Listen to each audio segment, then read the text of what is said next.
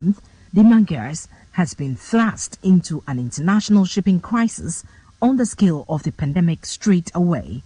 Interviewed by Splash, the Mangas said the volatile solution in the Red Sea, where Houthis from Yemen have attacked around 40 merchant ships in recent months, needs to be resolved swiftly. He said he's actively engaged with member state industry stakeholders and the UN Security Council to work out a way to resolve the maritime emergency unfolding in the Middle East. Kuba Szymanski, the Secretary General of Intermanager, a global ship management association, endorsed his IMO counterpart's assertion that merchant ships should not be victims of geopolitical unrest and must be allowed to trade freely and safely.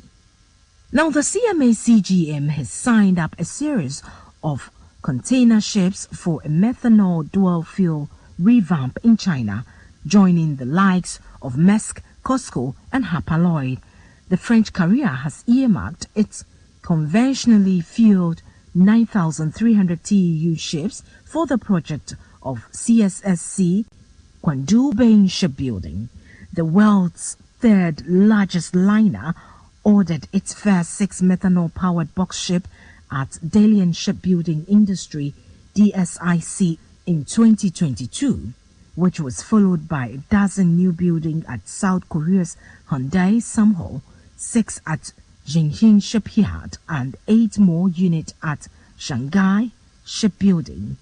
The Road Saud-led CMA-CGM recently signed a deal with Abu Dhabi-based renewable energy company Mazda to explore long-term green shipping fuel offtake contract. The corporation will facilitate the deployment of CMA-CGM's new generation of dual-fuel ships ready to use biofuels and e-fuels based on methane and methanol, of which 35 are recently in fleet and 84 in order. In 2023, methanol became a popular alternative fuel option for ships, with around the same number of orders being received as for those that could run on LNG. Maersk and Germany's MAN Energy Solution set the ball rolling on methanol in June 2023 for the first engine convention in the middle of 2024. The duo also has a deal in place for the retrofit of J95 main engine aboard 11 Maersk box ship to dual fuel. COSCO Shipping also committed a series of its container ship for a methanol dual fuel conversion at the COSCO Group shipyard, with MAN and Finnish marine technology provider Wärtsilä selected to provide engines for the project. If you just join us, this is Maritime and Port News. The Ghana Revenue Authority GRA has announced that the Emissions Levy Act 2023 Act 1112, which imposes a levy on carbon dioxide equivalent emissions on internal combustion engine vehicles, will come into effect today, February 1st, 2024. The emissions levy is in line with the government's effort aimed at tackling greenhouse gas emissions to promote the use of eco-friendly technology and green energy, improving environmental energy while controlling general level of air and water pollution. Starting from today, February 1st, 2024, all vehicle owners are required to pay the emission levy at the amount provided in the schedule of Act 1112. The levy amount varies based on the type of vehicle and its engine capacity. Motorcycles and tricycles are required to pay 75 Ghana cedis per annum, while motor vehicles, buses and coaches up to 3,000 cc are required to pay 150 Ghana cedis per annum. Motor vehicles, buses and coaches above 3,000 cc, cargo trucks and articulated trucks are required to pay 300 Ghana cedis per annum. The GRA in a public notice stated that persons who are required to pay the emissions levy are to register and pay the levy on the Ghana.gov platform only under Section 4.4 of Act 1112. A person required to issue the Road Use Certificate, Driver and Vehicle Licensing Authority, DVLA, and other testing centers shall demand evidence of payment of the levy before issuing a road use certificate.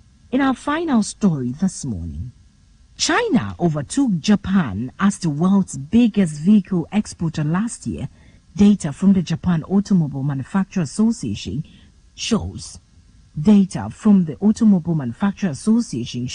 Japan shipped 4.42 million vehicles in 2023. That's compared with 4.91 million exported by China, as reported by the China Association of Automobile Manufacturers this month. China Custom Bureau put the number even higher at 5.22 million, a huge year-on-year rise of 57%. China had already been exporting more vehicles than Japan on a monthly basis, but Wednesday's data confirmed it was also number one for the whole year. Unlike their China counterpart, Japan automakers, including Toyota, reconfirmed on Tuesday as the world's largest company by unit sales, also makes huge volumes of vehicles in other countries. China's auto sector has boomed in recent years, in large parts because of massive investment in electric cars, an area where Japanese firms have been more cautious. Japanese manufacturers have long bet instead on hybrid that combine battery power and internal combustion engine, an area they pioneered with the like of Toyota Prius. Chinese company BYD this month snatched Tesla's crown for most sales of all-electric vehicles, having capitalized on Beijing's strong government support for the sector. On this note, to wrap up this morning's edition of Maritime and Port News, proudly sponsored by the Ghana Shippers Authority. They provide you with the best in all your shipping solutions. Contact them at the Shippers House in Accra. My name is Nanesi Boateng, my producer, Kwikwa Bwaji. Have a great day. Akuya, na ase ho te sen. Mama, oti